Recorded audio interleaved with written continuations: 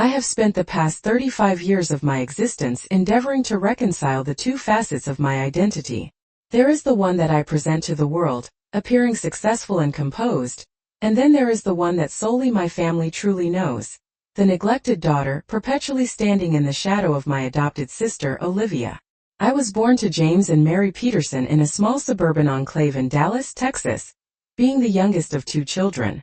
To the external eye, we seemed like the quintessential all-American family: mom, dad, two kids, and a large house with a white picket fence.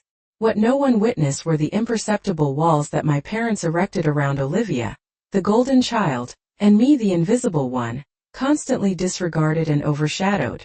Olivia was adopted when I was 7, a year after my brother passed away in a car accident.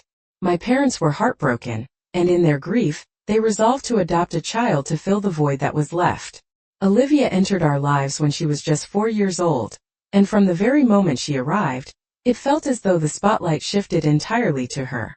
She possessed the ideal combination of innocence and charm. Her blonde curls and wide blue eyes melted everyone's heart, especially that of my parents. I, on the other hand, was always the quiet, bookish child, fading into the background, desperately striving to be noticed yet never quite attaining that mark. There were no elaborate birthday parties for me. No banners with my name in glittering gold. No countless photos of me blowing out candles on a cake that likely cost more than my monthly allowance. Olivia, conversely, had every birthday commemorated as if it were a regal event. The entire neighborhood would come out for her parties: balloons, streamers, sumptuous cakes, the whole works. As a child, I would sit in the corner, yearning for just a sliver of attention, a minuscule amount of validation. But it never came. I was attending school at my own expense, and not a soul bothered to inquire about my well-being. It wasn't that they didn't have love for me. I was certain they did. However, there was a certain frigidity, a sense of detachment when it came to my achievements. Olivia was the core of their world, and I was just there. I recall this particular instance when I was 22 years old and obtained an internship at a renowned law firm in New York. I was elated, feeling on top of the world. I thought this would finally serve as evidence, demonstrating to my parents that I could make it independently. I called my mother to share the news, and her response was barely discernible. "That's nice, dear. But have you heard about Olivia? She got accepted into this remarkable dance program in LA. She's going to be a star." That was the precise moment I ceased expecting validation from them. It was simply easier to deal with the pain by suppressing it. I didn't desire to be the envious sister, but the truth was I was jealous of all that Olivia possessed, of everything she acquired with such ease. And no one, particularly my parents, noticed. I attempted to come to terms with the situation. I even convinced myself that it wasn't personal, that Olivia was simply the more needy one, and perhaps that's why my parents were drawn to her. But deep within, I knew it was more than that. I could never quite shake off the sensation that I was always second. Olivia's birthday party last year commenced in a manner similar to all the previous ones. The decorations were truly extravagant, with balloons, ribbons, and flowers painstakingly arranged throughout the entire house. My mom and dad, as was typical, were scurrying about like frantic chickens, double-checking every single detail. The catering staff was busily preparing hors d'oeuvres in the kitchen, and the backyard had been set up for the grown-ups, while the kids, naturally, had their own dedicated play area. Olivia was scampering around in her favorite dress, her hair styled to perfection, and her smile, as bright as ever, was captivating everyone. She was, as always, the center of attention. I had pledged to myself that I would not allow it to affect me, that I would not feel like an outsider once again. However, it was a difficult task. It was extremely challenging to observe everyone fawning over her while I stood by, clutching a glass of wine and attempting not to appear overly wretched. The envy and the resentment all bubbled up within me, and no matter how hard I tried to suppress them, I could sense myself seething. At a certain point, I ventured inside to evade the crowd. My Aunt Carol, who had always been regarded as the fun one in the family, was sitting on the couch in the living room, sipping a cocktail and scrolling through her phone. She looked up when I entered and gave a knowing smile. "Having a good time?" she queried, her voice a blend of sarcasm and genuine concern. "Yeah, sure," I muttered, taking a seat beside her. "Just enjoying the view." Aunt Carol chuckled. You mean the Olivia show? I couldn't help but emit a bitter laugh. Yeah, something like that. We both sat in silence for a few moments before she spoke again, her tone turning more serious.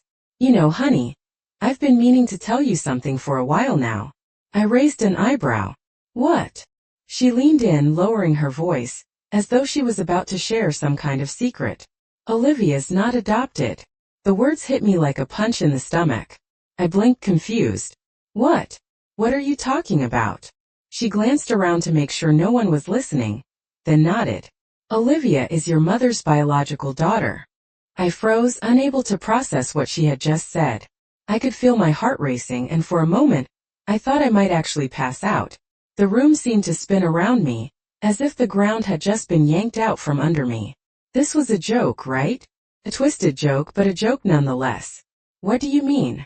Are you saying Olivia is my sister biologically? I stammered, unable to make sense of it. Aunt Carol sighed, shaking her head. I know this is a lot to take in, but it's true. Your mother had Olivia when she was young.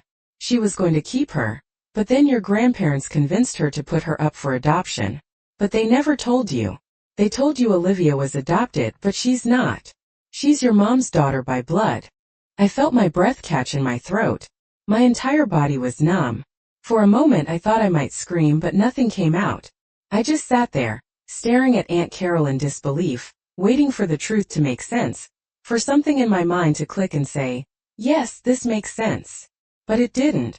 The more I thought about it, the more it felt like I was drowning in confusion and anger. Olivia had always been the golden child, the one my parents couldn't get enough of. I had never questioned it, assuming that they simply loved her more, maybe because she was the one they rescued. But this changed everything. My aunt, sensing my shock, reached over and gently patted my hand. I know you're angry. I get it. But it's not something your parents will ever tell you. They've kept this secret for years, and I think it's time you knew the truth. I stood up abruptly, needing to escape. I need to talk to Mom, I muttered almost under my breath. I didn't even wait for a response before I left the room. My head was spinning and I had to find my mom. I had to confront her. The walls seemed to be closing in on me, and I felt as if I were being smothered. When I discovered my mom in the kitchen, she was arranging yet another batch of hors d'oeuvres, her face beaming with that same artificial, composed smile she always donned for such occasions. Mom, I said, my voice quivering slightly despite my utmost efforts to remain composed. She turned around, and the smile on her face promptly vanished upon seeing the expression on mine.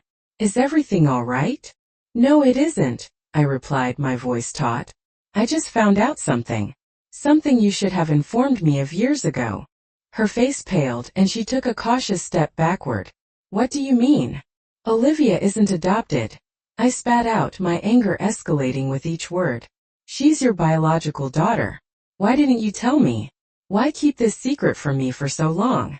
Her face drained of all color, and for the first time in a long while, I witnessed genuine fear in her eyes. She didn't answer immediately. The silence between us was thick with unspoken words, with years of matters I had never been apprised of, things that had been concealed from me. Finally she spoke, her voice scarcely above a whisper. Emily, please let me explain. Explain. I felt the sarcasm roll off my tongue before I could restrain it. How can you explain this? How can you explain withholding this from me for my entire life? She looked away, her hands trembling. I didn't know how. I thought you would be upset and upset. I interrupted her, my voice rising. You think I wouldn't be upset that my entire life, I've been living in the shadow of a lie? My mom's eyes welled up with tears, but I didn't feel sorry for her. I was enraged. I was devastated. For years I had toiled hard to earn their love, their respect, but it was never sufficient. Olivia always came first. I turned to leave, but she grabbed my arm, her grip feeble. Please don't walk away. I'm sorry, Emily. I never meant to hurt you. I shook her off, my heart pounding in my chest. You never meant to hurt me? Then why did you do it? Why did you let me feel like I was invisible for all these years? Before she could respond, I turned and walked out of the room, unable to look back. The truth had come crashing down on me, and I wasn't sure how to progress any further. Everything I had known about my family, about my place in it, had just been shattered. And now I was left to pick up the pieces. The days subsequent to the revelation regarding Olivia's true identity were truly a living nightmare. I was functioning on autopilot, going through the motions of daily existence, yet my mind was in a constant downward spiral. Each time I shut my eyes, I could envision the expression on my mother's face when I confronted her guilt, fear, and shame. It was blatantly evident that she had concealed this secret for such a long time that even she had convinced herself it was the right course of action. However, I couldn't shake off the sensation that I had been betrayed by the one individual who was supposed to love me unconditionally. It was a Sunday afternoon when I ultimately made the decision to confront Olivia. I had been avoiding her ever since the party, being too consumed by my rage and confusion to face her. But that evening something within me snapped. I couldn't continue to live with this tension. I required answers and I needed them right away. I texted Olivia with something simple and direct. "We need to talk." It didn't take her long to respond. She always replied promptly, almost as if she were anticipating my reaching out. "What's up?" her message read. I gazed at the screen for several moments, my fingers hovering above the keyboard. There was so much I desired to convey, yet I didn't know where to commence. Eventually I typed, "You know what this is about?" Her reply was instantaneous. "Yeah, I figured. We can talk. Come over whenever." I grabbed my keys and headed out the door. My heart was pounding furiously in my chest, my mind racing with 1,000 inquiries. What on earth was I even going to say? Was I going to shout? Was I going to weep? I had no idea what was going to transpire when I saw her, but I knew I couldn't keep feigning that everything was fine. When I reached her apartment, I could clearly see Olivia pacing in her living room through the window. Her face seemed stressed, yet not in the way I had anticipated. She wasn't upset. Rather, she was nervous. This made me ponder just how much of this was weighing on her, and how long she had known what I didn't. I knocked on the door, and she promptly opened it, her face flashing a smile that didn't quite reach her eyes. "Hey, come in," she said, stepping aside. I didn't immediately accept the invitation. I stood there for a moment, allowing the silence to stretch between us. "Olivia, why didn't you tell me?" I finally asked, my voice sharp and my tone thick with the hurt I was experiencing. "Why didn't you say anything? You've known all along, haven't you?" She crossed her arms and leaned against the doorframe, her posture defensive. "I didn't think it was my place to tell you," she said, her voice steady but with an undertone that I couldn't quite identify. "It wasn't my secret to share." "You're kidding, right?" I almost laughed at the absurdity. "You knew that I had been living a lie all these years, and you just let me keep playing the fool?" She sighed and stepped back into the apartment, her tone turning more defensive. "I wasn't attempting to hurt you, Emily. I didn't ask for this situation either. I didn't ask for my life to be a mystery, or for matters to be this way. This isn't solely my responsibility." I followed her inside, scarcely able to contain my annoyance. "You had to be aware of how I felt. Throughout all those years when you obtained everything you desired, and I constantly felt as if I were in second place. Didn't you think I would notice?" Olivia turned to face me, her expression hardening. "Don't make this about me. You've always had your own accomplishments, Emily. You've always been the intelligent one, the independent one. Why didn't you simply step forward and talk to Mom about how you were feeling?"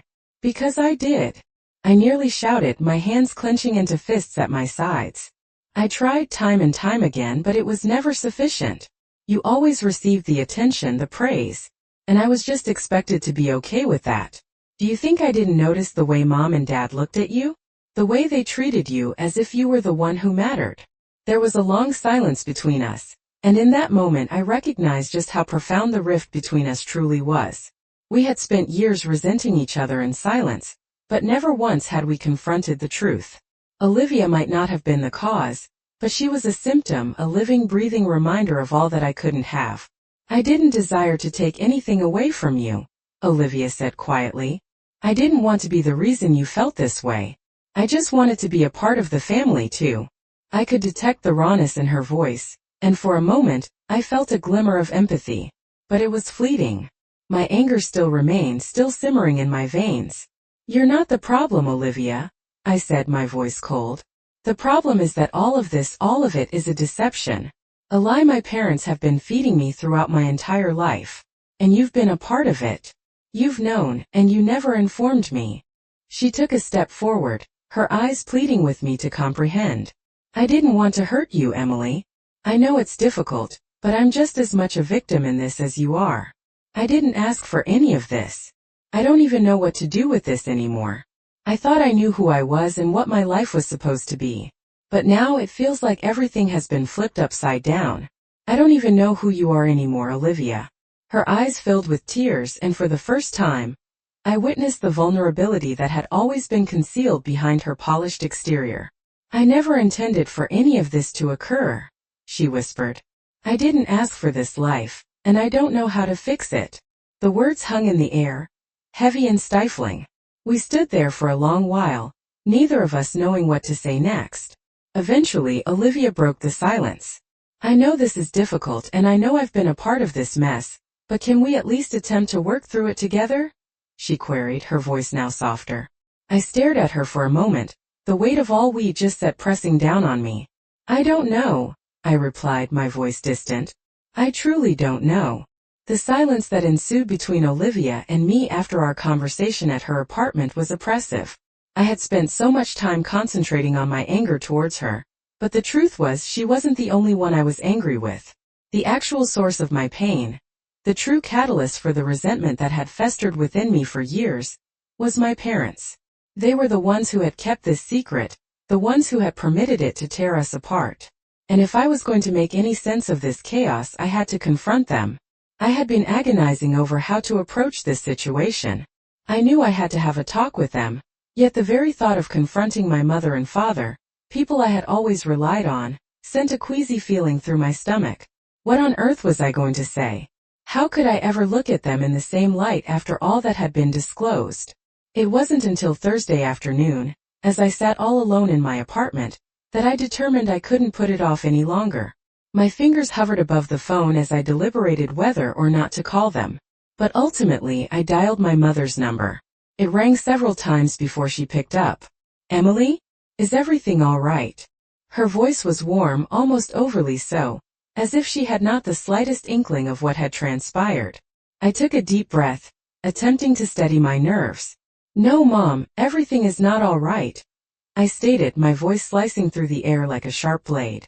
We need to talk. There was a pause on the other end of the line, and I could nearly hear her heart racing as she processed what I was saying. Okay, sweetheart.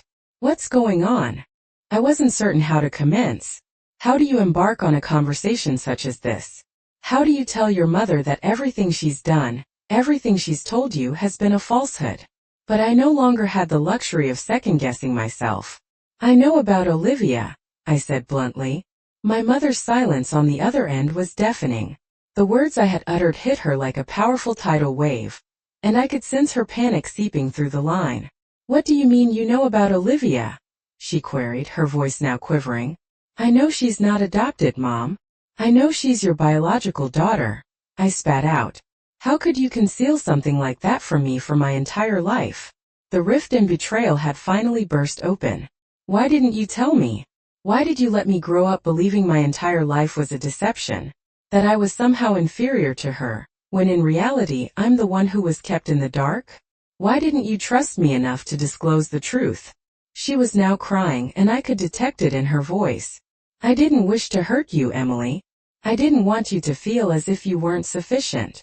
Well, guess what, Mom? You did hurt me. You hurt me more than you'll ever fathom. I shouted, my voice quivering with emotion. All those years I strived so hard to make you proud, to prove that I was worthy of your love and attention, and I was never good enough. But Olivia? She obtained everything. She received all the love, all the attention, all the praise. And it wasn't even because she deserved it, it was because she's your daughter. Your own flesh and blood. Please, my mother whimpered. You don't understand. I never intended for things to turn out this way. I thought I was doing what was best for everyone. I didn't want to lose you, Emily. I couldn't bear the thought of it. I felt a chill seeping into my bones as I absorbed her words. Doing what was best for everyone? I echoed, disbelieving. What about what was best for me, Mom? What about my feelings? My life? All those years I spent wondering why I was never enough, this is what it was all about? The truth is that I was never truly your daughter, was I? Not really. I could hear her sobbing on the other end of the line, her breathing ragged and broken. Emily, please. I love you. You are my daughter. You're my heart. I just didn't know how to handle everything. I didn't know how to tell you. I shook my head, feeling a swell of anger rising within me. You didn't know how to handle it? You didn't know how to tell me the truth? You've been lying to me my entire life, and now you want me to believe you? I don't know if I can ever trust you again, Mom. I don't know if I can ever look at you the same way. There was a long silence, and in that silence I realized that everything had altered. I wasn't just confronting my mother anymore. I was confronting the life I had known, the family I had believed in, the people I had loved. And in that moment, I felt as though I had lost it all. I don't know what you want from me, Emily, my mother said quietly. But I'm sorry. I'm so sorry. I didn't know how to respond to that. What could be said? Sorry couldn't make up for everything. Sorry couldn't alter the years of pain, the years of neglect, the years of feeling insignificant. And yet that was all she could offer. I don't know if I can forgive you, I said, my voice scarcely louder than a whisper. I don't know if I can forgive either of you. There was another extended pause before she spoke again. I understand. And I'll be here when you're ready to talk. I hung up the phone, the weight of her words settling upon my shoulders like a thick fog. I had no idea what I was supposed to do now. The world I had known had crumbled around me, and I was left standing in the debris, uncertain of where to go next. I thought about my father. I hadn't spoken to him yet, and I knew the conversation with him would be just as arduous, if not more so. I wasn't ready for that yet. I needed time to process all that had just occurred, but I also knew that I couldn't continue to exist in the shadow of this deception. It was time to make a choice, to determine who I was and who I wanted to be going forward. And the first step in that process was to confront the people who had caused me so much pain. The days following my conversation with my mother felt like a tempest. I was caught in this maelstrom of anger and confusion, not knowing which way to turn. My mother's apology seemed empty, and as much as I wanted to give her the benefit of the doubt, I couldn't shake the sensation that everything I had known about my family had been built on a falsehood. But there was one more person I needed to confront, the one who had always been at the heart of this entire mess. Olivia. The tension between us had persisted for as long as my memory could reach. Even prior to my discovery of the truth regarding her, there was this unspoken rivalry, this perpetual sense that I was vying with her.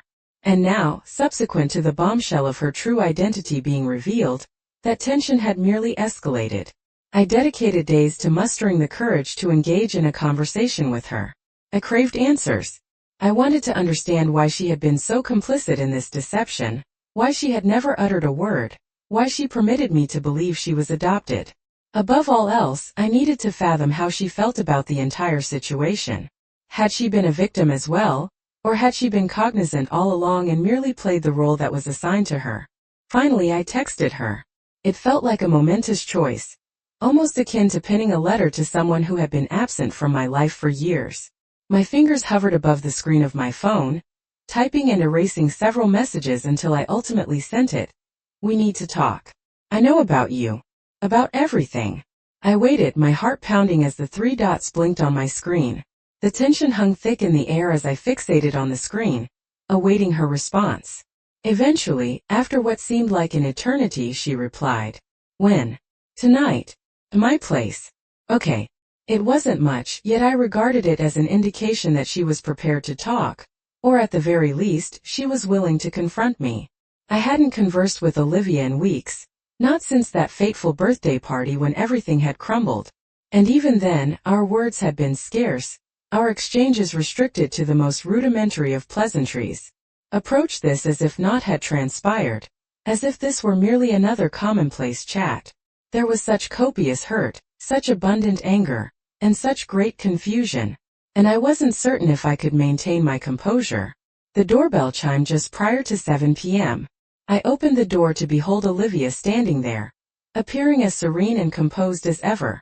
Her blonde tresses were impeccably styled, and she was attired in one of her customary ensembles, as if nary a thing had altered. Yet I saw through the facade she was donning. Her eyes were a shade too wide, and her smile a tad too forced. "Hey," she murmured quietly, stepping into the apartment. "Thanks for consenting to talk." "Yeah, well, I reckoned it was time," I stated, my voice sharp. I couldn't refrain. The words emerged ere I had an opportunity to ponder them. "It's time we ultimately address all matters." She nodded, her gaze fluttering nervously. "I know. I've been endeavoring to figure out how to do this, how to converse with you regarding all of this. I never intended to wound you, Emily. I swear." I nearly guffawed at that. "You didn't desire to hurt me? You've been a part of this entire charade for as long as I can recollect, and now you're telling me you didn't want to hurt me? That's rather rich." She took away my sense of self, my place within this family. And all for what? So she could keep that silly little secret? She winced, and I could perceive that the guilt was gradually seeping in. She said, "I never intended to be a part of that, Em. I never wanted to feel as if I were doing something wrong. But I had no choice. I didn't want to wreck the family. I didn't want to make everything even worse." "Wreck the family?" I scoffed. "You're seriously going to sit there and tell me that you didn't ruin the family? That you didn't trash everything by pretending that nothing was amiss? If anyone spoiled anything, it was Mom and Dad, and you simply went along with it." Olivia remained silent for a considerable while. I could sense the weight of the conversation pressing down on both of us. We were no longer discussing petty squabbles or trivial jealousy. We were delving into the truth that had been concealed from both of us for years. Finally, she gazed into my eyes. "I didn't know how to tell you. I didn't know how to verbalize it. It wasn't merely about us. It was about them too. They were the ones who maintained the secret. They were the ones who made this decision for me, for us. I had no say in it." I swallowed hard, the anger momentarily ebbing away from me. For a fleeting moment I regarded her not as the adversary, but as someone who had been ensnared in the same deception as I had. She had been manipulated just as much as I had. But still, it didn't make matters any better. It didn't mend the years of resentment, the years of feeling overshadowed by someone who wasn't even supposed to be there. What exactly are we to do with this? How do we progress? Olivia heaved a sigh, rubbing her hands across her face. "I truly don't know. I'm not sure if we can progress. Yet I desire to attempt. I don't wish to lose you, Em. You're my sister regardless." I gazed at her for a lengthy interval, the heft of her words sinking in. There was a portion of me that yearned to believe her, yearned to believe that we could somehow mend everything. But another portion of me was aware that the harm had already been inflicted. We couldn't return. And perhaps that was acceptable. "I don't know if I can pardon you at present," I ultimately stated. "But perhaps we can work this out. Gradually." She nodded, appearing relieved, yet also drained. "I comprehend. I merely wish to set things right." As she departed that night, I sensed a queer sense of tranquility descend upon me. It wasn't a resolution, not yet, but it was a step forward. And that was all I could ask for in such a situation.